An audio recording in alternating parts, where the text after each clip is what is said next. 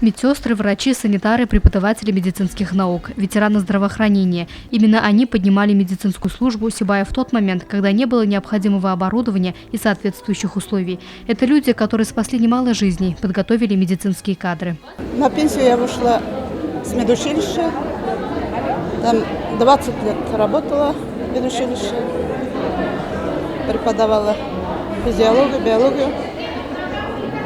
Работа нравилась, но по семейным обстоятельствам уж пораньше ушла на пенсию. Я работала в центре СПИД, центр по борьбе со СПИДом.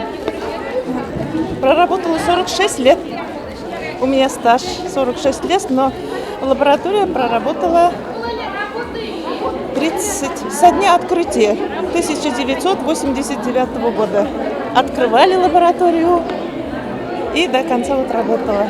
Вышла на пенсию. Теплые слова поздравления ветеранам адресовал главный врач Центральной больницы Азамат Ахмадуллин. Мы делаем все, чтобы обеспечить вам спокойную старость, чтобы не только в праздник, но и каждый день чувствовали себя спокойно и уверенно, чтобы жизнь была более качественной, разнообразной, полноценной и приносящей удовлетворение.